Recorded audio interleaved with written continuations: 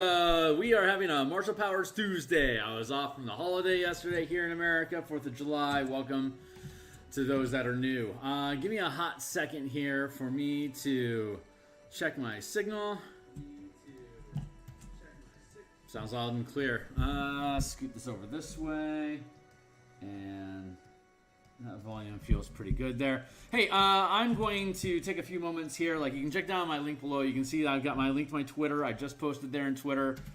There's some other stuff there for folks to look at. What we're working on today is going to be in the playtest content that is on my Patreon. You don't have to be a patron to get access to this information. It's right there on the front page under the About and Notes. So go ahead and check this out, as well as the in-command mass combat system that I've been developing with Ukulele Bard. We are going to see our efforts continued here. I'm just punching through the Discord channels where I like to do most of my lurking, like Indestructiboy, Cleric Corner, Classes and Constructs, Zipperon, Treant Monk, Dice Try, AD&D Flagship, as well as Dungeoneers Pack and DMsGuild Lounge, and Rich Mary and Fry Minis. Those are my go-to guys for like everything. So clicking that stuff out of the way, and let's get into it. All right, so today we are working on the Martial Powers project. If you do check in the doobly-doo down below, here let's just tag along. If you check out in the doobly-doo down below, come on, buddy. Here we go.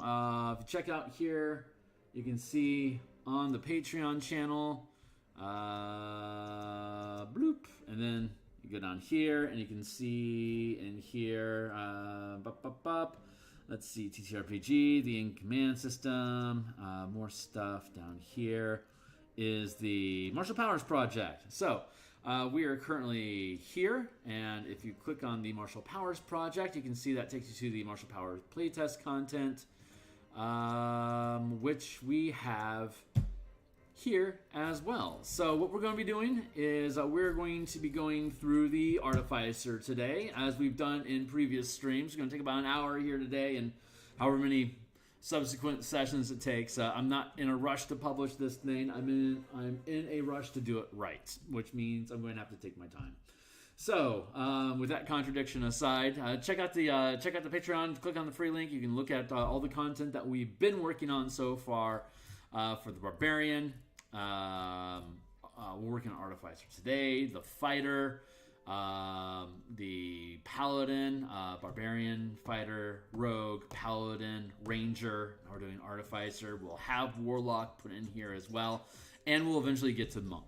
So, also down below, you can check out all the books that I have on DMsGuild. Anything that I publish is always 100% free preview, so you know what you're buying if you decide that you want to buy it. And if you start using it, hopefully you'll buy something. So, cheers to that. Enjoy it. And then circle back around to let me know that you want me to keep doing this stuff. So we're working on Artificer, which is a hybrid class, which is a half-caster, such as the Ranger and the Paladin. Only difference is that the Artificer acquires spells at first level.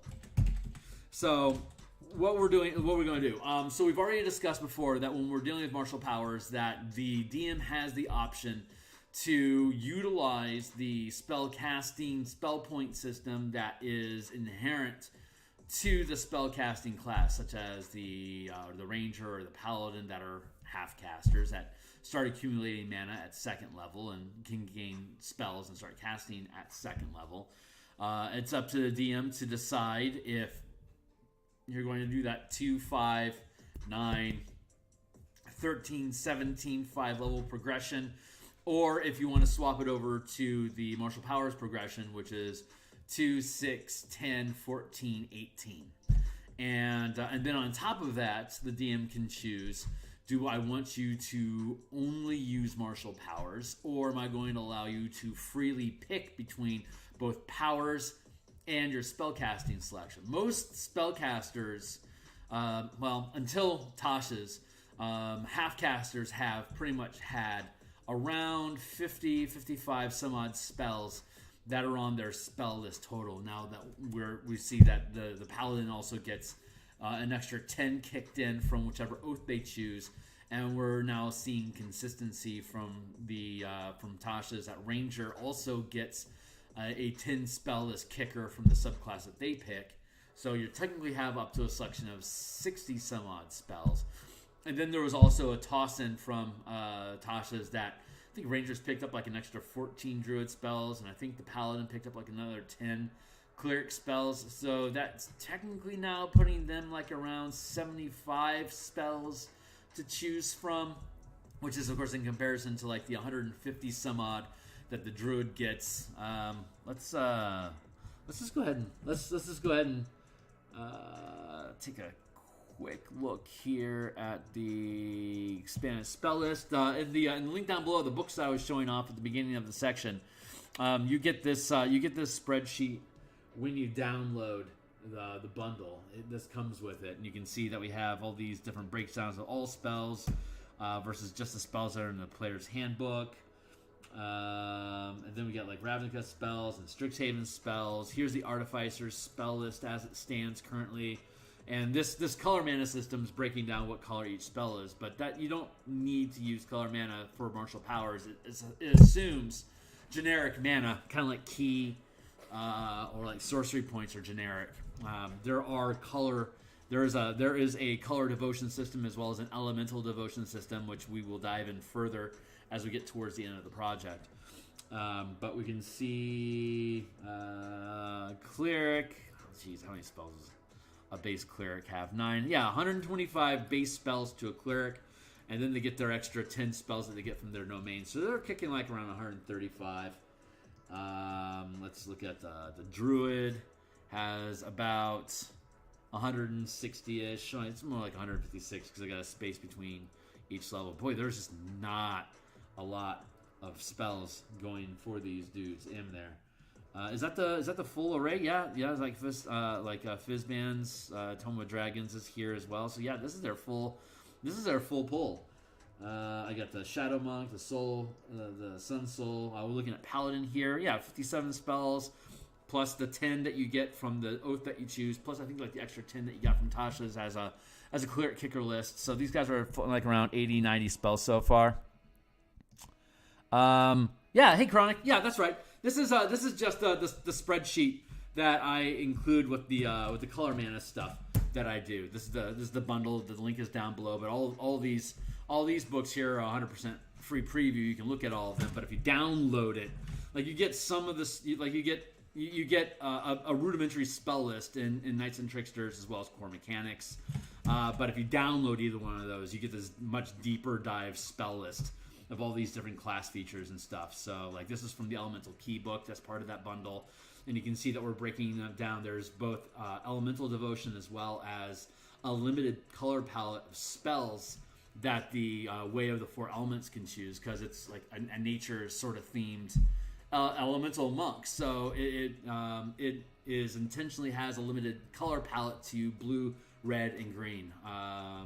But yeah, to answer your question, we're looking at like for the Paladin, white, blue, black, red, green. That's just Magic the Gathering nomenclature. It's not surprising that Wizards of the Coast hasn't delved into color mana to tie MTG further into D&D, because the general philosophy of Wizards of the Coast is to leave the system as open as possible and to use flavor narrative to guide it. Like in their philosophy, there's no reason for you to have red mana when you can throw a fireball and just say that you use red mana. And if like you wanted to pick up Unseen Servant, and if you wanted to narrate that Unseen Servant is a red spell, then there it is. But if it's like, say, if you wanted to narrate that it's a blue spell, spell slots don't get assigned to colors, so you're just describing the visual aesthetics that go along with casting a spell. And of course, a lot of what my work does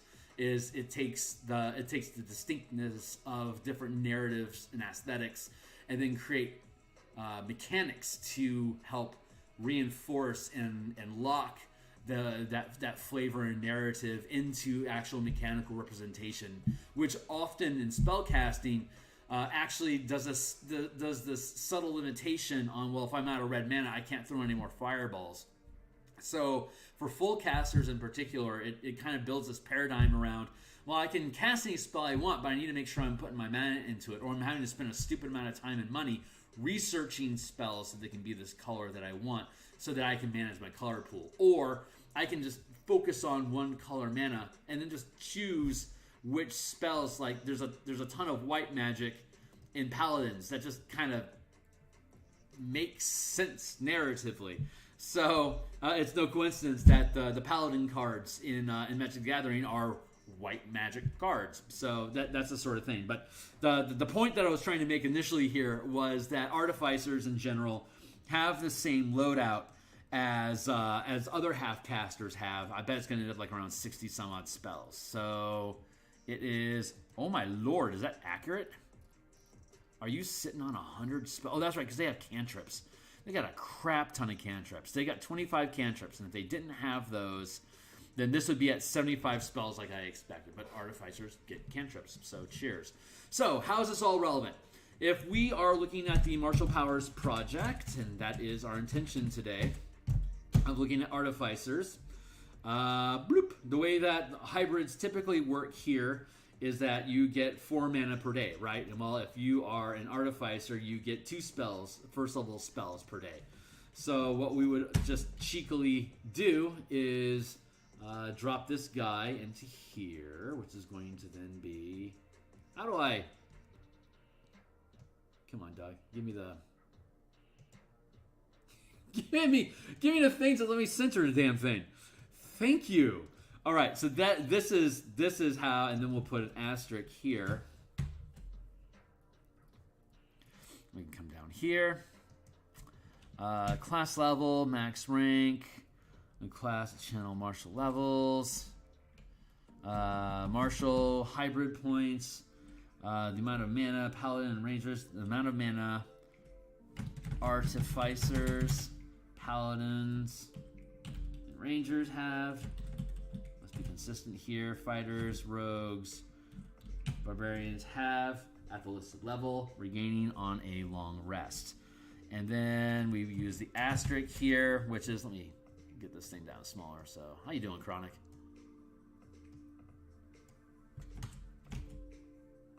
Get that out of the way. And then we go blip,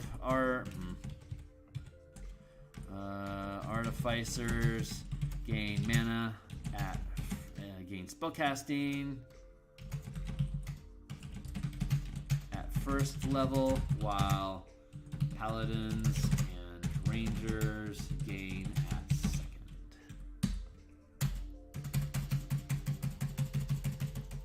We'll do that for now.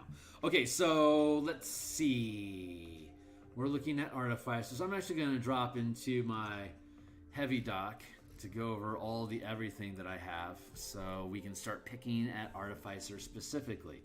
So like Barbarian, Fighter, and Rogue, they're base martial classes that don't have an integrated mana pool automatically in them. You have to take a subclass to get it. So using that same philosophy, the martial classes have a mana progression, which is in the actual document, is martial points. You gain at third level, and you gain 1 per level, so you end up at 20, which is about the same as what the Eldritch Knight gets using its spellcasting progression. Only difference is that they get first level spell at 3rd, and then 2nd at 7th, and then 3rd at 13th, and then 4th at 19th. But using the martial power system that we have, they accumulate at the as a hybrid. They can get up to 5th rank in channeling martial powers, but notably in the design feature, there are no martial powers that are above 5th rank. So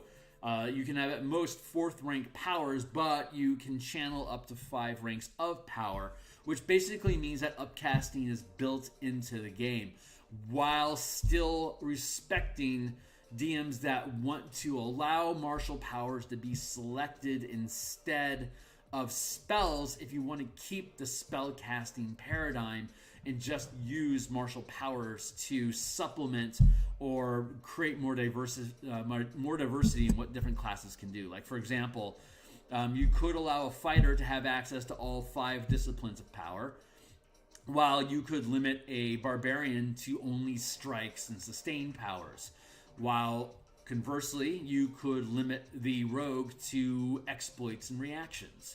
Or the DM could decide, and this is all stuff that's going to be in the power campaigns, basically in section where it talks about how to utilize these things. What can a DM do to use power? I'm going to adjust my camera a bit there. Hey guys.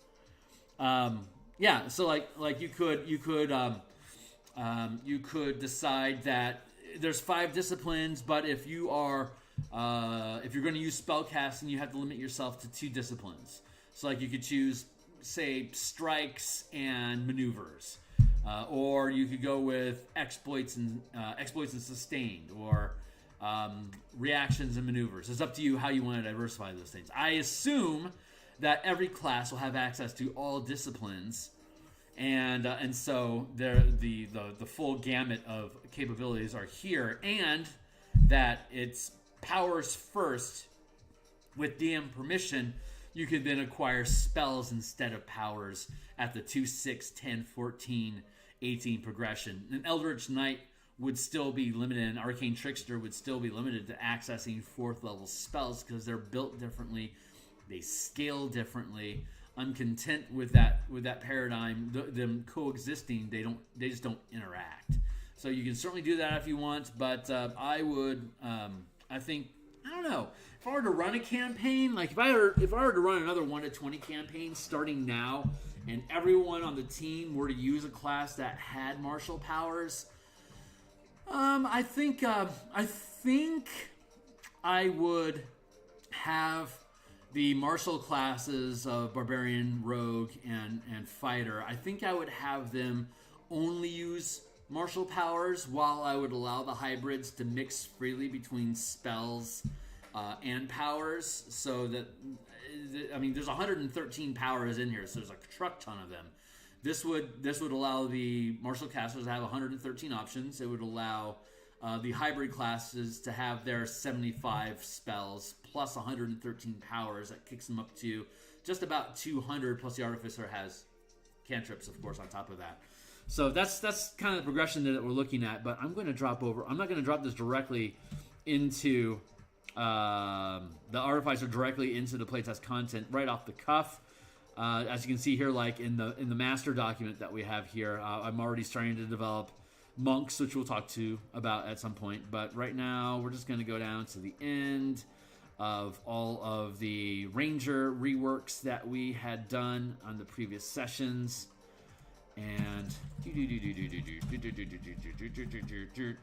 okay, so let's go up here.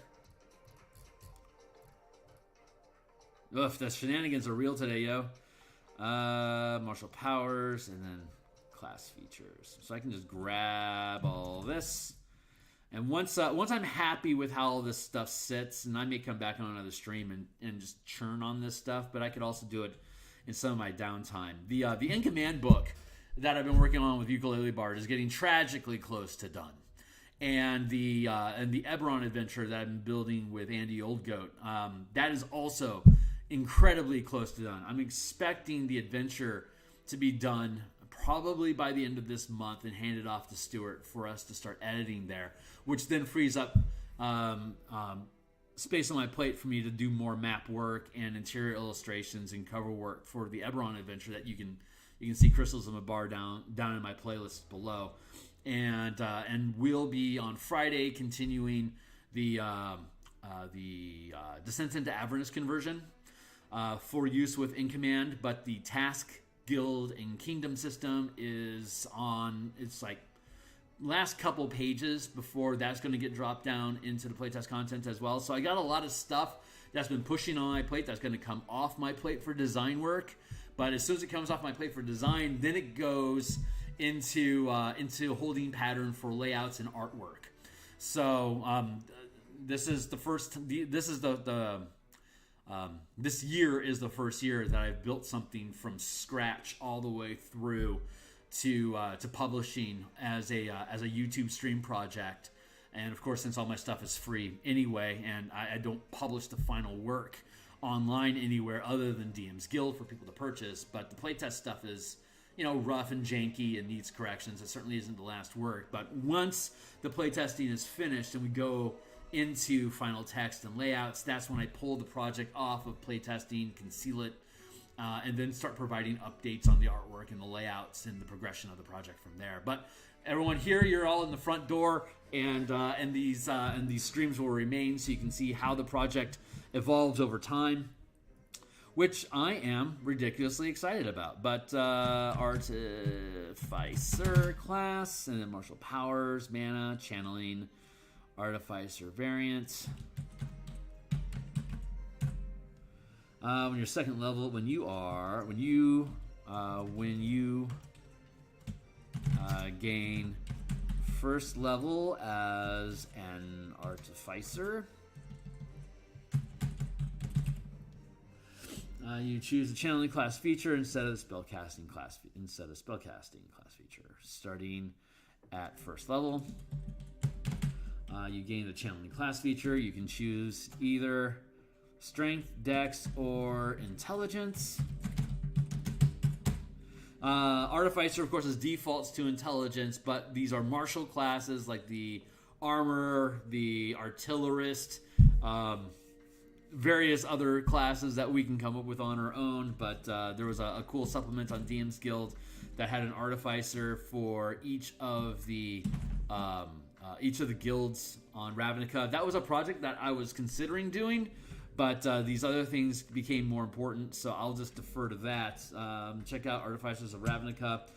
This is something you'd be able to use with those as well. And if you were to implement color mana with the powers that you're using, if you were to play an Izzet Artificer, then you could limit your color palette to red and blue. And then when you're picking martial powers, you could say like strikes and maneuvers are red, while say exploits and reactions are blue. And then if you wanted the fifth discipline, in this case sustained powers, could be used by either red or blue. So you'd build your color palette. Whenever you finish a long rest, you decide how much of your mana do you want to devote to red or to blue. Take a short rest to swap it. And then the powers that you choose from the disciplines that you have would automatically be set to the color. And you can do the same thing with fire. You can do the same thing with earth, blah, blah. That's the basic gist of it. So, when you get powers, great. At first level, you gain 2 martial points called mana. You regain mana when you finish a long rest. This is an old document, but I'm still using it for scrap work. You gain an additional point. You gain 2 points. 2 additional points each level, as shown on the power progression table. Martial powers beginning at first level. You also gain 2 first level martial powers listed in section 3. Now you choose additional powers to gain levels up to your maximum channeling level of the channeling progression table. Furthermore, when you gain a level, you can choose to replace any number of powers you know for new ones. So you're always refreshing your list. Class features, cantrips. You retain the ability to learn cantrips.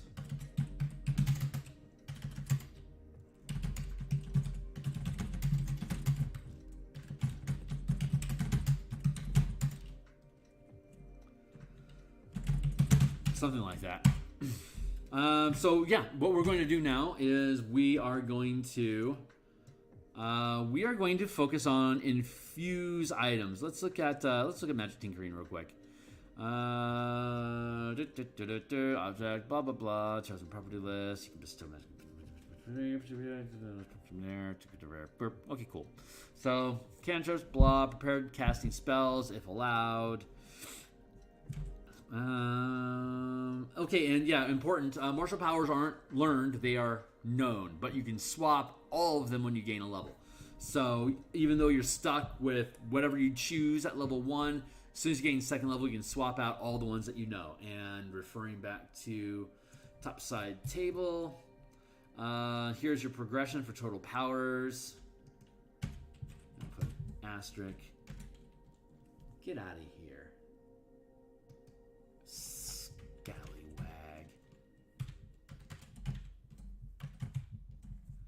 Asterisk there.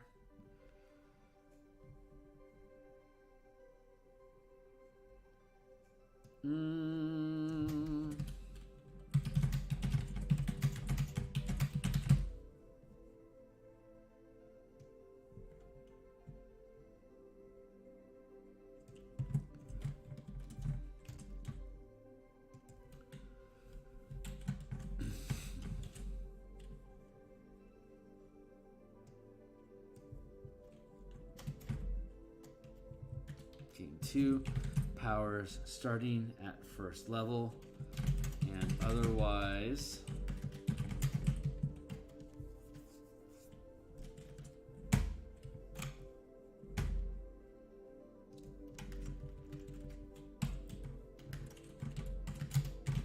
while other classes start at other.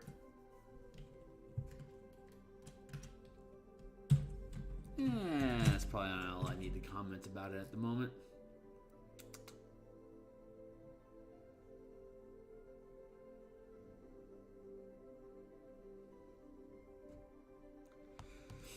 I am okay with them having that limit. Yeah.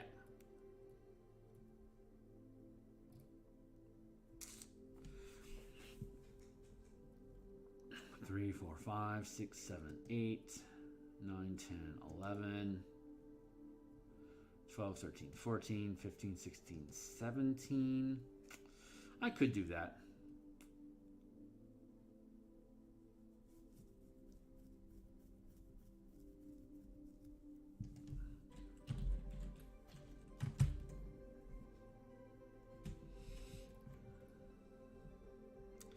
Power die.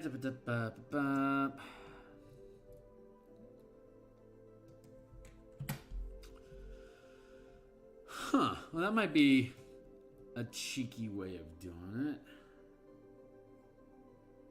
Yeah. I could do like old school was like D8. I had like D8 all the way down the board.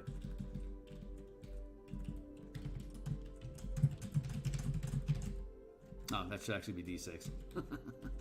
Fail train.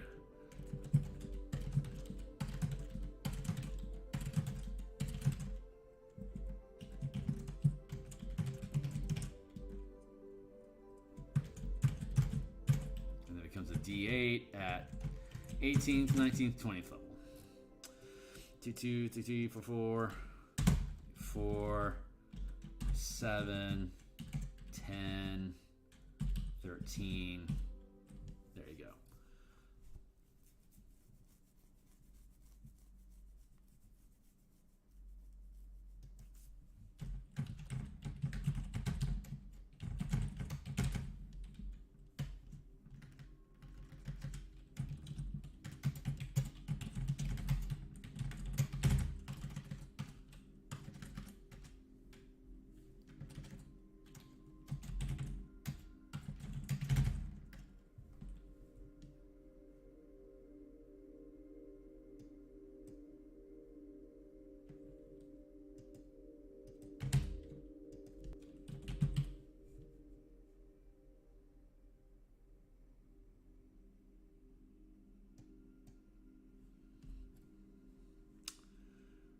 That feels pretty good.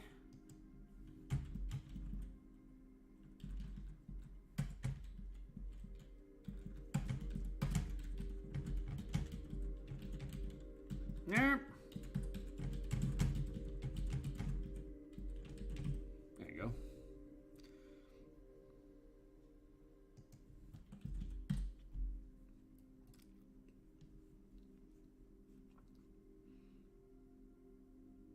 That's probably a cleaner way to represent the progression in general, instead of having a whole bunch of bullet points. That way, I only have to have these 2 bullet points. For the Artificer, that feels pretty clean. Class features, cantrips, a-okay, get to keep those. Let's look at infusions. This is the whole reason we're here today, is infusions. At least that's the whole reason why I'm here today, is infuse items.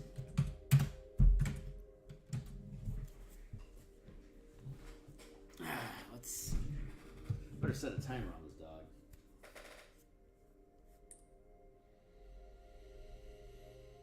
I think I got about another 40 minutes left in me today. I'm a little under the gun, so let's get that going. Let's see if we can flesh this out. Let's go into infuse items at 2nd level. You gain the ability to infuse mundane items with certain magical infusions. The magic item you create with this feature are effectively prototypes of permanent items. Infusions known. You gain this feature, pick 4 Artificer infusions to learn, choosing from the Artificer infusions section at the end of the class's description. You learn additional infusions of your choice when you reach certain levels of this class, as shown in the infusion columns table of the Artificer table. So let's see. Infusions. Level total 2 equals 4.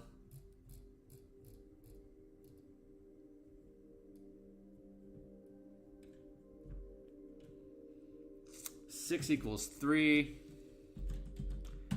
How much you want to bet?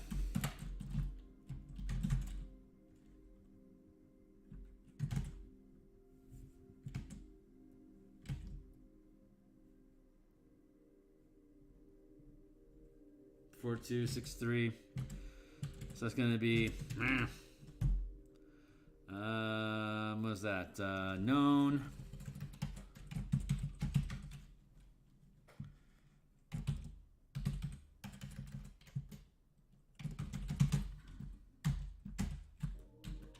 Two, that's 3. What is this going to be? 4, 8 and 4. Yup. 8 and 4. And 10, 5. And then 18, 12 and 6.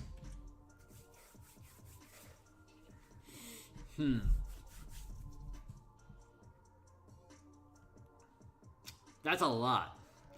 So there's a total of, okay. So you can know a total of 12 infusions. Let's see what the rules are behind these infusions, because I think I'm having a different idea. Cantrips, prereqs.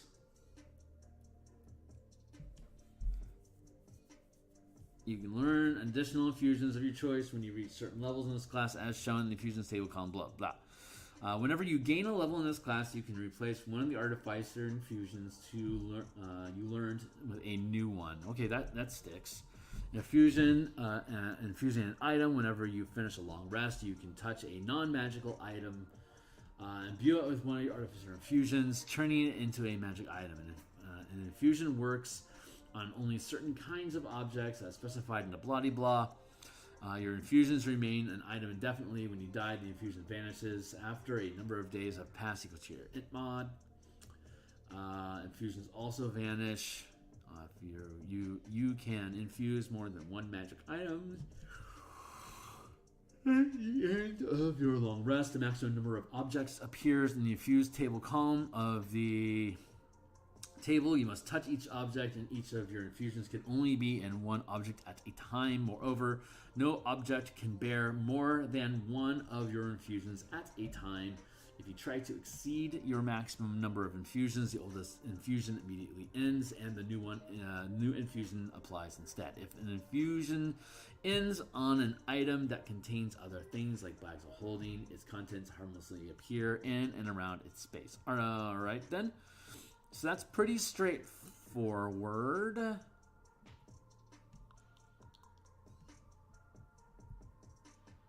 Choosing an item.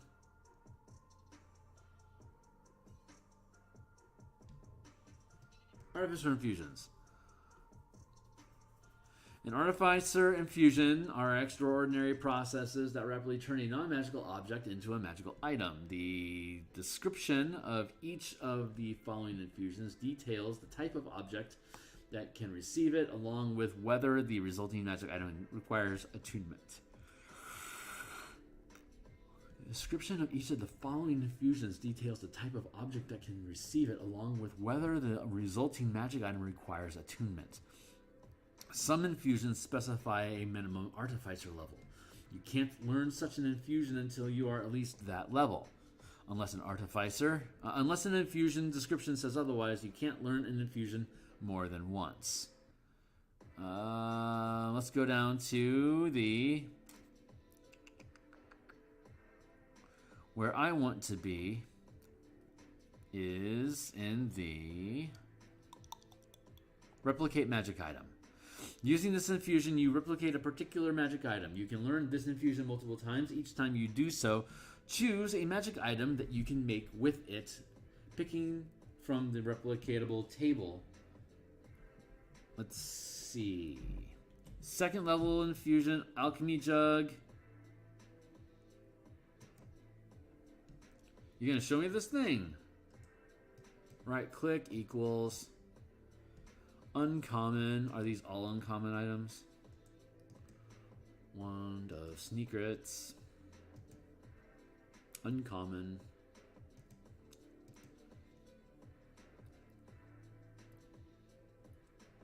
And is this going to be rare? Also uncommon. How about this? Uncommon? Also uncommon. Ring of Water Walking? Similarly uncommon.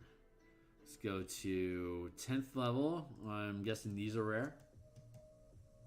Also uncommon. I was certain that we'd be seeing a bunch of rare and very rares towards the tail end of this stuff.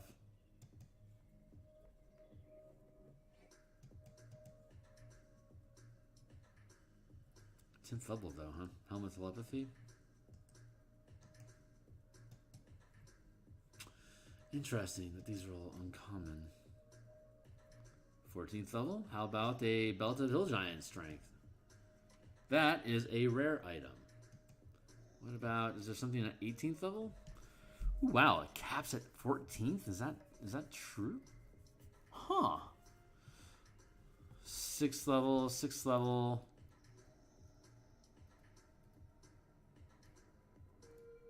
10th, 6th, repeating shot,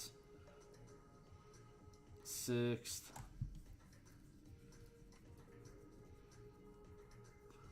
Huh, that is interesting. That it doesn't have replicate above 14th level. Huh, what is that kind of familiar to? Item, known, items, max rank.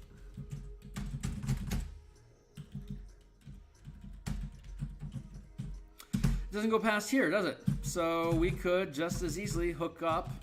Okay, so let's see, martial powers. What we could do,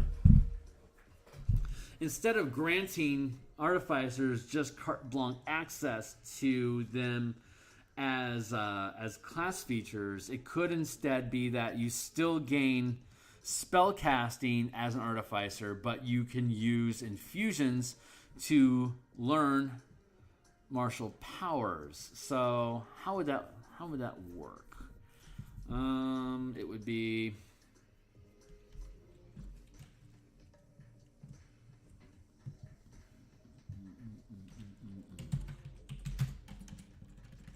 man, that's a lot of powers known. By God, that's a lot of... Okay, so, infuse items. Replicate power.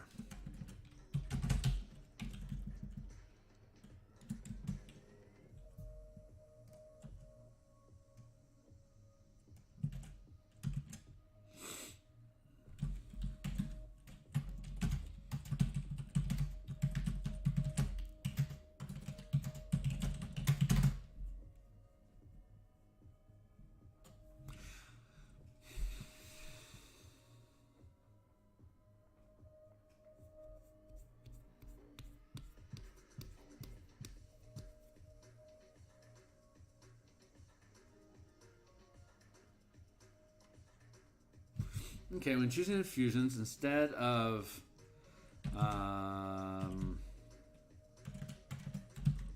selecting replicate, what's it called? Replicate magic items.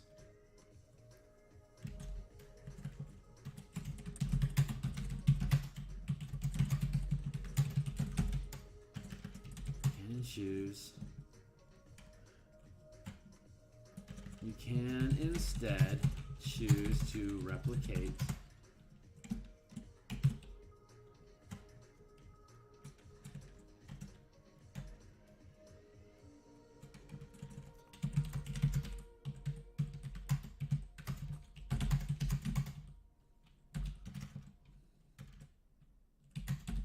of a rank equal to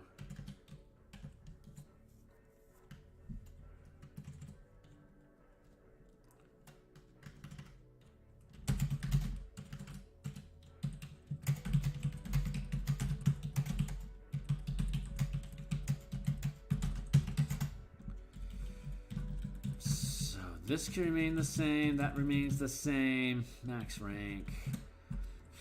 Okay, so the thought here is that Artificers remain spellcasters, but they can infuse items with martial powers to use those powers either themselves or to give them to somebody else. So if you're going to, you can choose one power up to your max rank to infuse into an item. Level, max rank.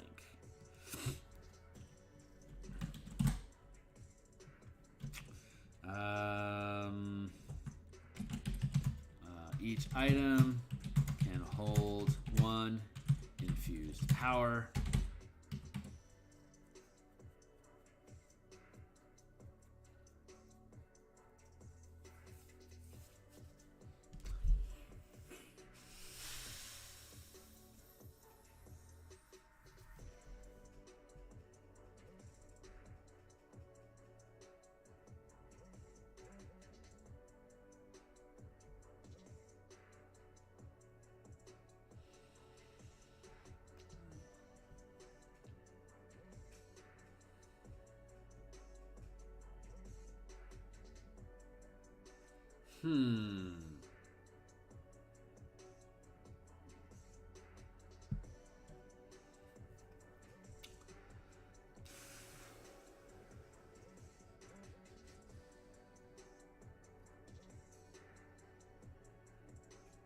Each item can hold one infused power. Each item can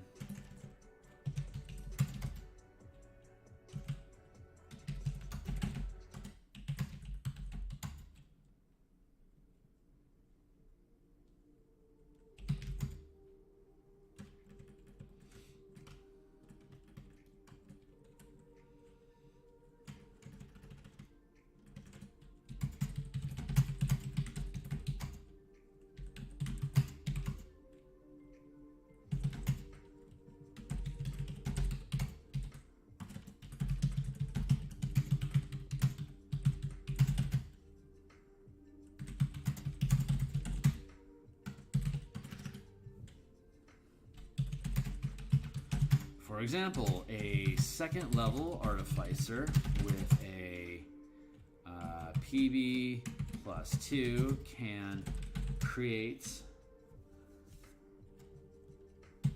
an item with one.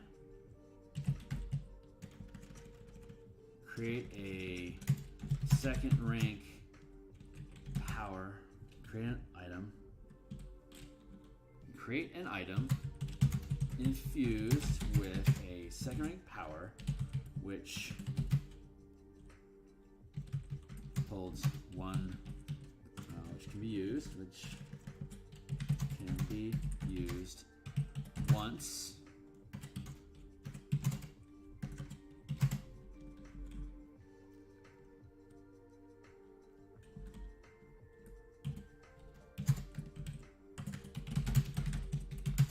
Charges are regained when the the Artificer finishes a long rest.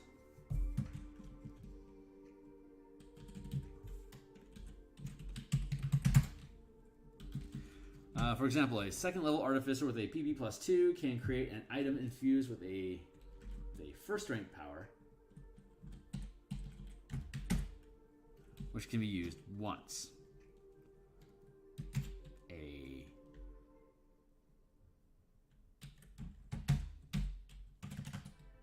A 17th level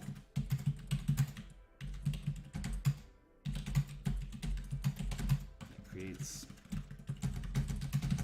the same item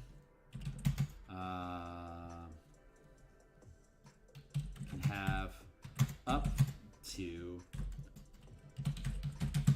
5 charges, which can have one charge.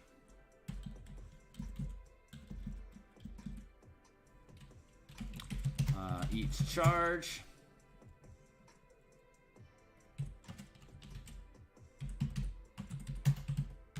expends 1 use of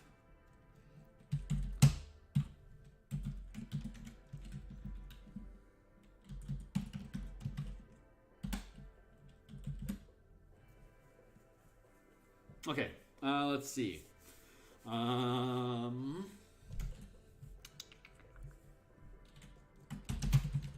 If your character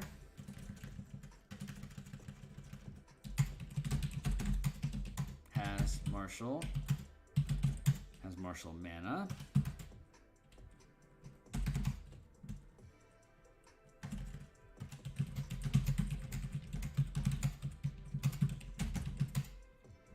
you can use your mana pool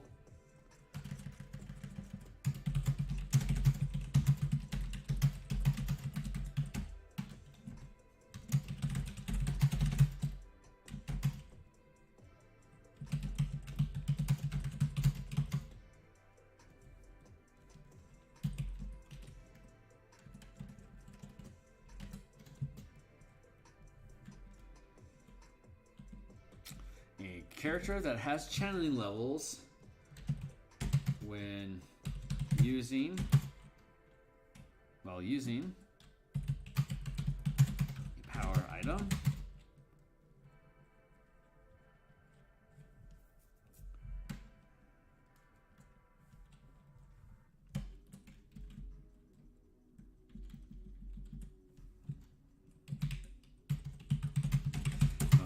character has channeling levels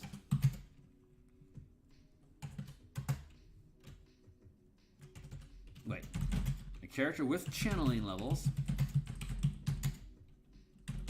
attunes to a martial power item. Attunes to a power item. You then can use your mana pool to use the item instead of a charge.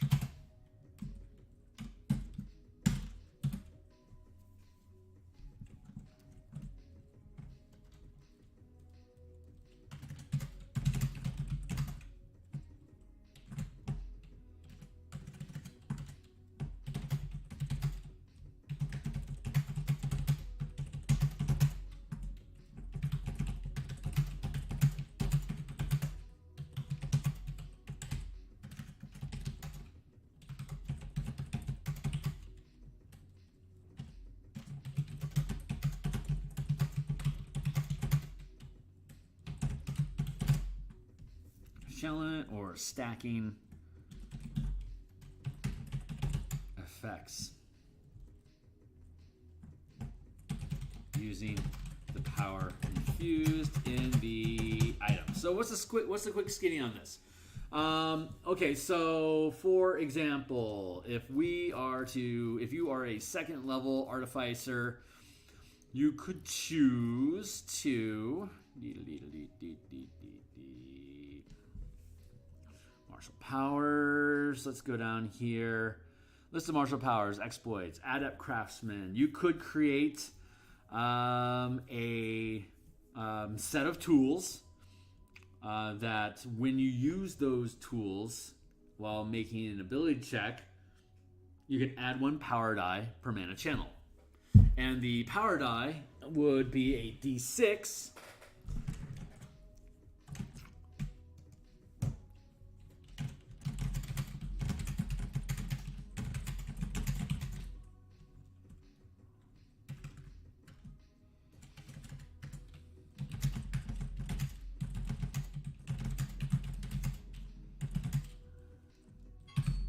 Hey, we got 20 more minutes on the clock. Let's see. So when a power's effects use power dice, the size of die is 1d4 unless the creature using the item has a higher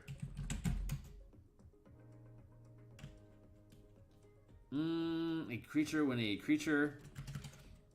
creature uses a power that rolls a power die, the size of die is 1d4, or the die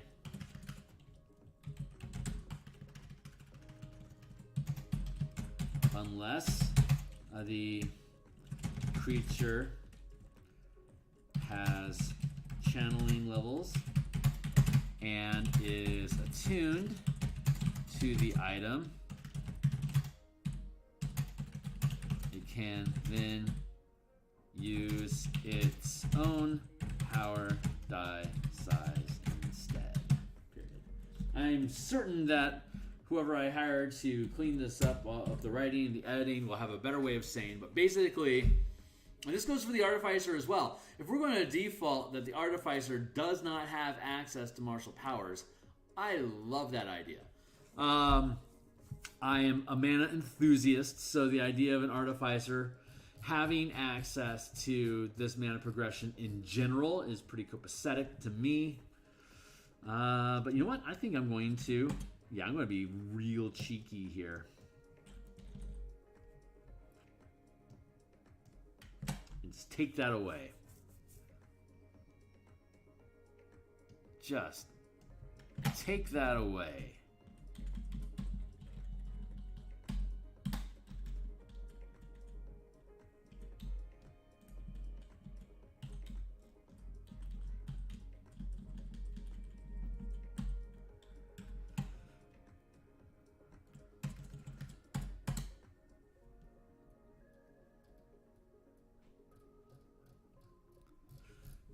I'm going to take that away. I'm going to go back here.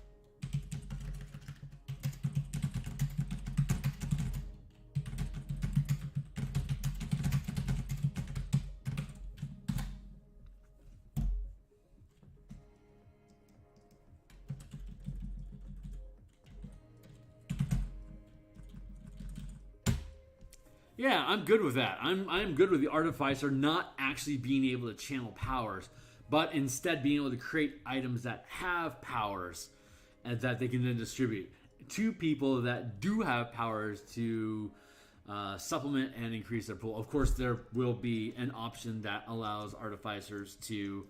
well, I already have a mana progression for Artificers in the Universal Spell Points in High Magic. You can check the link down below and follow that through.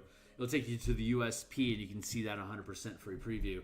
So I already have the Artificer in there using spell point progressions, which is it's a little different, but almost exactly the same as the progression that we already have built into the system here. I think they start with I think they start with 2, then it goes 3, 5, 7, 8, 9. I forget the exact progression, but it ends with 40, the same as we have here.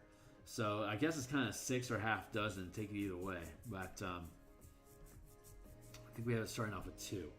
But so okay, great. So the idea here is that the Artificer uses their normal spell system that they have.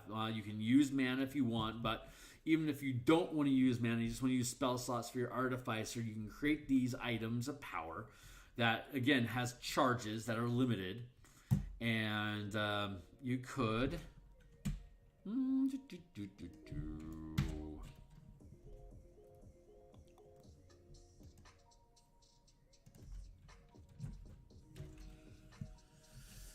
its own power die size instead. So...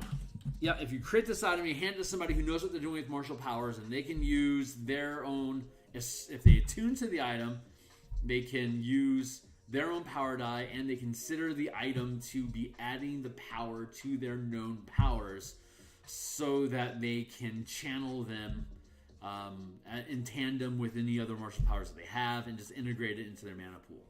So, let's see. Mana stones...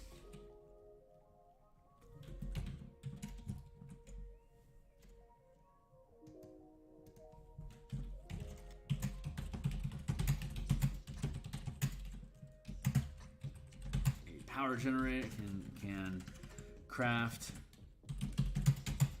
a crystal. Let's go with mana crystal. An Artificer can craft a crystal from magical energy to hold a number of mana equal to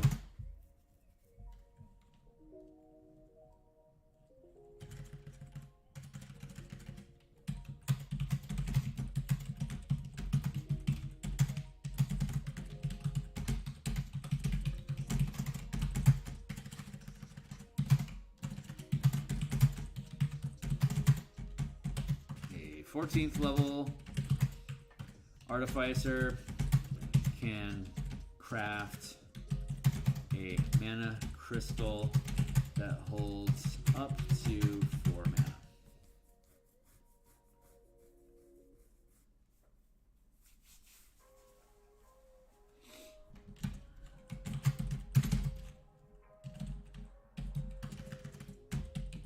Let's use the crystal.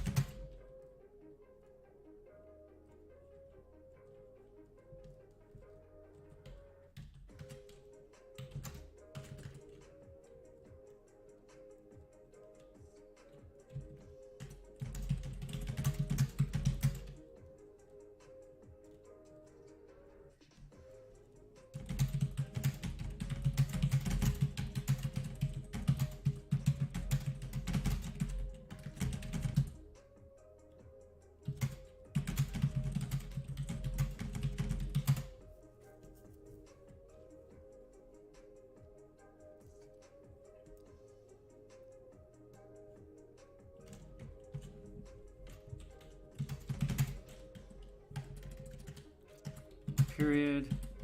A creature must be attuned to a mana crystal. Benefit from any mana it holds. To use any mana it holds, and can be used to spend a number of mana at once equal to the max channel up to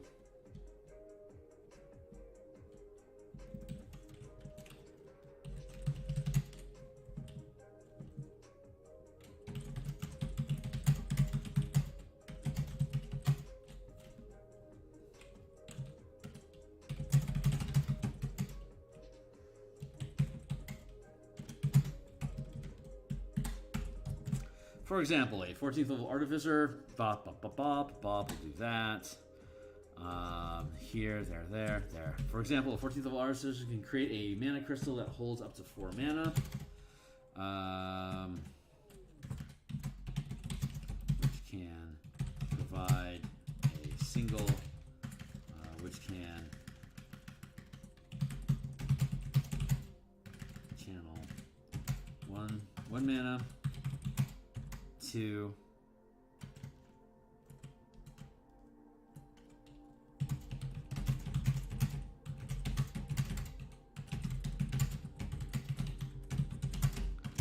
Four mana or 4 separate uses of 1 mana each or any combination. The mana is regained. The crystal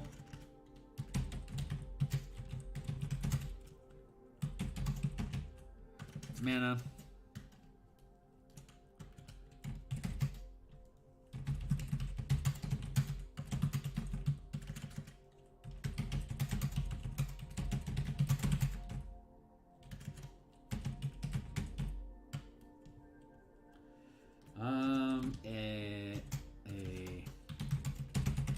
A mana crystal can't regain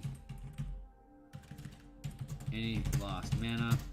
The Artificer must create a new mana crystal with a new charge of mana.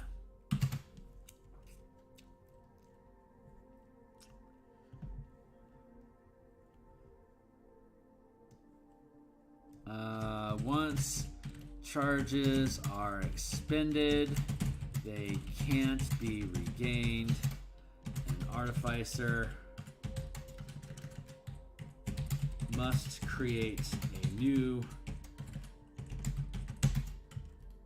infuse a new item with same.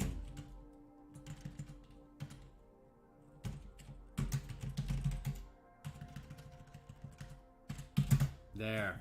Okay, so you can't just keep the item. It burns out. And once it's burned out, it is no longer magical. The Artificer, therefore, has to recraft the thing every day, hand it off to people. They have to. This is a way to limit power. This is necessary, and I think very positive. But that is the quick skinny of this. So you could take, using the system, you could take any martial power, and as long as your Artificer level, fusion's known, total items, and then max rank.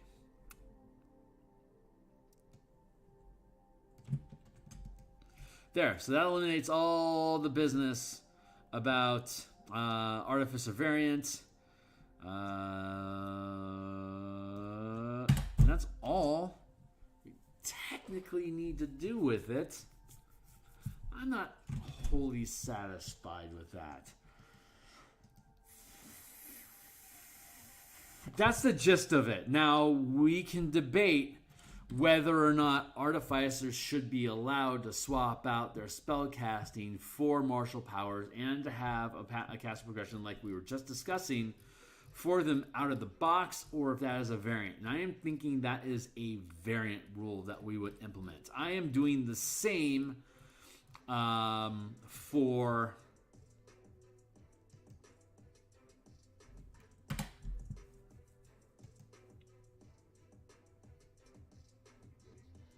man, that is debatable.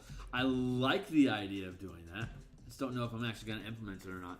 I feel like that, yeah, that'd be that. Okay, so we're gonna have the core, which is the barbarian, fighter, monk, paladin, ranger, and rogue. So that's 6 core classes.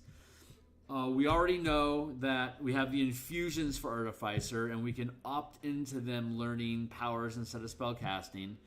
On top of that, we have warlocks who can learn instead of invocations, they can learn powers as well.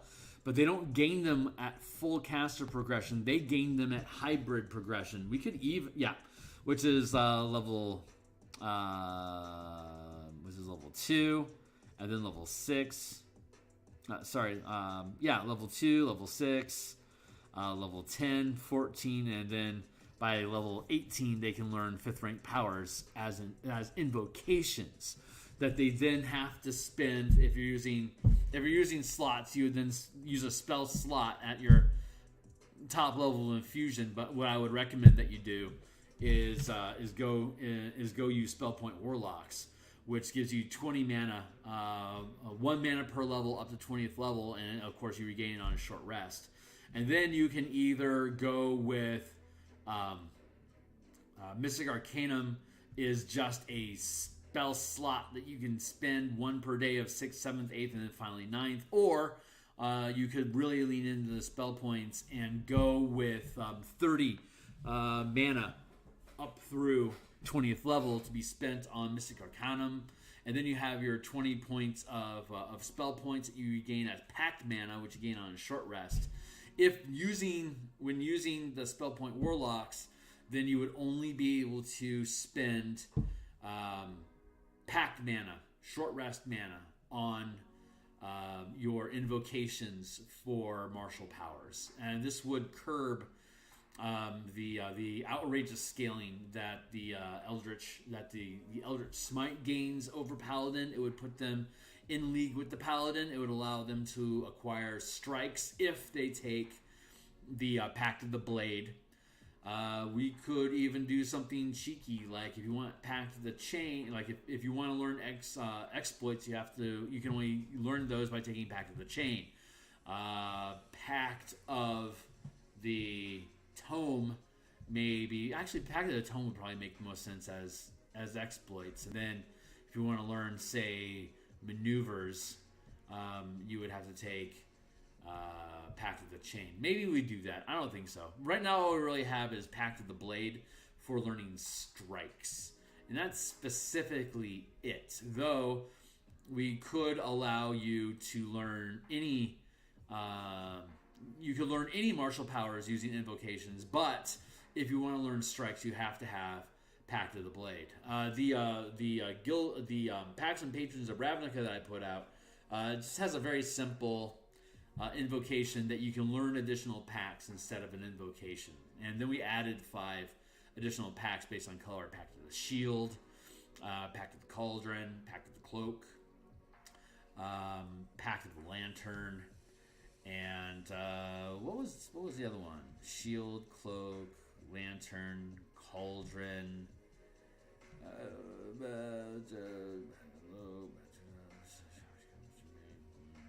I can't remember. Actually, I want to look that up real quick. We'll go to DMsGuild. Go to Packs and Patrons of Ravnica. Again, this is one of the books I put out, so it's 100% preview. So let's look at it real quick. See what those pacts were offhand. I'm pretty proud of the work that's in this book. You should check it out just to look at it. Like all the artwork you have in here, like the origins and how you're. It's basically each guild is its own otherworldly patron. So as you gain. As you gain levels, you gain specific warlock abilities. Here's Azorius, here's Boros Legion. I'm pretty proud of the artwork that I got down in here. These are all different warlocks. So Dimir warlocks and Golgari Swarm, all these bits. But then past all of this stuff, there is also the different pacts that we produce. We produce 5 packs. There's Cauldron, Cloak. I'm pretty proud of that art. I like how this book turned out. Pact of the Cloak, Pact of the Fang. That's the one. It was Pact of the Fang, right? So yeah, here's some of the different things you can learn, like on the hunt. Pact of the Fang teaches when burying your fangs, your speed increases by 10 feet. Mauling Bite. While burying your fangs, you can cause your bite to deal damage equal to your Warlock level instead of D6 plus your Strength mod, which is the default that you get. When you bear your fangs, you do D6 plus Strength modifier, sub bludgeoning damage. There you go. So these are the packs. The pack of the Lantern, pack of the Shield, and there's additional invocations, including extra pack boon. You exchange 1 invocations to gain an additional pack boon. You may take this invocation multiple times, each time exchanging 1 invocation for a pack boon. When you take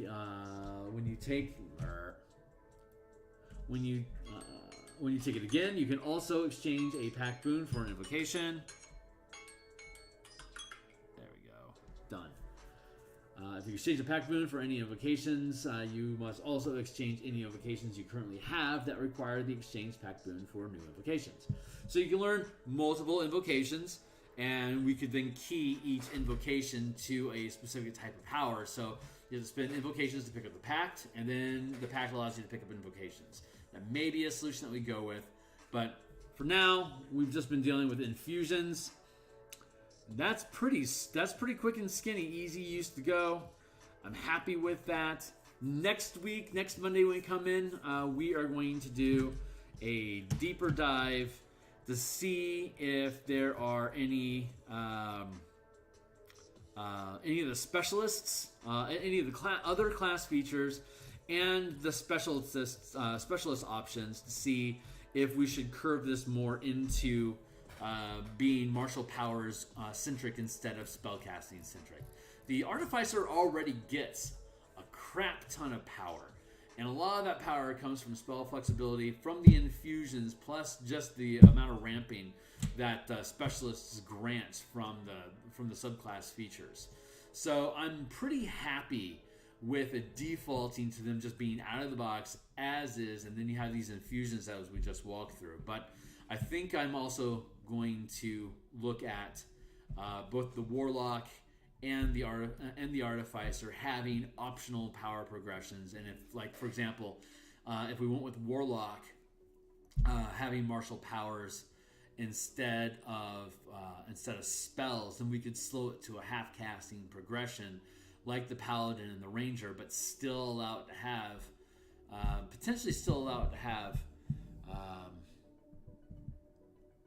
Mystic Arcanum. That would mean that at 11th level they'd have a 6th level spell while only having a 3rd level pact spell. And I think we're going to have to end up leaving Warlocks locked in as spell casting with the option for invocations. And I'm feeling like that's what we're going to do with Artificer, but I don't want to leave the stone unturned. So when we come back next week on Mondays, we're going to go through the core features of the Artificer class, and then we'll see if we have time to go into the subclass specialists to see if there's anything we want to pick out there. A lot of the information that you need to run an Artificer with with mana and spellcasting is already covered in the Universal Spell Points and High Magic book. And it explains like the mana cost for like creating additional turrets or creating additional companions while you're adventuring. Like how much mana do you have to spend to get a new turret, whatever. So it's a spell slot in standard D&D. It's 3 mana using this, and of course they get up to 40 mana in the end. So it's 2. It costs 2 mana to do it. Excuse me. So it scales pretty easy. And but we'll walk through all that process next Monday. So like, subscribe, check out the books that I have on DMsGuild. I'd be thrilled if you take a look at them, even more so if you purchase. Go to my Patreon. You can look at this playtest document. Once we get done with the Artificers, we'll drop them into the playtest document for you guys to monkey around with as well. I'd love to have you pick up as a patron. I'm still building out my website and getting a proper scaling for gifts and benefits for patron. Right now, it's just $1 to support, but all the playtest content I have on there is free. I'll eventually have a bunch of like super alpha playtest stuff, like the Spellpoint Sorcerer, the Ravnica Hexcrawl stuff, the Descent into Avernus stuff. A lot of that stuff is going to end up being in layered playtest, but once it goes live, again, it gets stripped out as being playtest content. Then then the words get cleaned up, then it goes to editing, then it comes back to me. When I send it off to edits, it is no longer available, because what will come back will be the official language for the ideas that we're putting together in these ideation streams and the playtest document. But once it goes to edits, I can't offer it for free anymore, because then it becomes a DMsGuild publication, and I can't publish even on my own platform. It's just one of the rules of being able to use Wizard of the Coast IPs for creating these products, which I think personally is a great deal, considering how much I like leaning into the MTG franchise, and how much I like, for In Command, for example, how much I like converting the official Wizard of the Coast adventure books into mass combat, so that you can lead large number of troops against ridiculous tiered enemies that they have hanging out in the background of the games of these adventures that you aren't really supposed to interact with. I like turning that over so that you can and have the posse to back you up in doing it. So again, all that stuff has to go on DMsGuild, and when it goes on DMsGuild, it has to come off. The playtesting content has to go down, because the official language will be built around what the wording on the stuff is. And once that official wording comes out, that's when I can't offer it for free anymore. I can instead offer you to look at the entire document on DMsGuild, 100% free preview for you to decide if you want to buy or not. But a lot of it will look very similar to you. It'll just be much, much prettier. So very, I pray to be very, very pretty. So I'm gonna finish here. I'm thinking about once I get some of these books off my plate, trying to slow myself down. I accidentally got triple stacked with the Eberron Adventure, the In Command document that I have on my Patreon, as well as this Martial Powers project. I'm thinking once I clear the Eberron book and the In Command from my plate, I'm going to focus mostly on Martial Powers. Limit myself to having 2 projects at once. That should allow me to stream both of them consistently, as well as freeing up enough space in my budget for me to start doing, like, DM rambles. I've been a DM for 38 years now. So since I was 12, I'm 47 now, so 35 years I've been doing this. Since Redbox, I certainly have an opinion or 3 about any topic you can come up with, and I see a lot of great inspiration from people asking questions on Twitter, on Facebook, and being addressed in other YouTube channels that I can contribute my own thought processes towards. I run 5e campaigns from level 1 to 20, and typically about 250 hours, which means about once per week for a 4-hour session over the course of a year, taking into account sickness and vacation time, holidays and whatnot. So I'm on my 4th one right now, and we're at 16th level. So I've ran this horse a number of times, and it consistently comes up a winner for me. And 5e is by far the most inviting system to run 1 to 20 that I've had the opportunity to experience yet, and I've experienced all of them. So I guess I can say that 5e is by far the most 1 to 20 curve friendly out there, and there's probably a lot of things I can say that a lot of folks haven't had the opportunity to experience or even accumulate an actual opinion about firsthand, because there's so few people that are able to have a team that will run 1 to 20, and I've been blessed with that. So on top of that, I'm really looking forward to starting up another full-time team to run 1 to 20 with, probably using probably in Ravnica or just the MTG plane hopping multiverse. This will happen after Spelljammer comes out, so it'll probably be a Weatherlight campaign, flitting through the Astral from one MTG world to the next, using the color mana system that I have in place.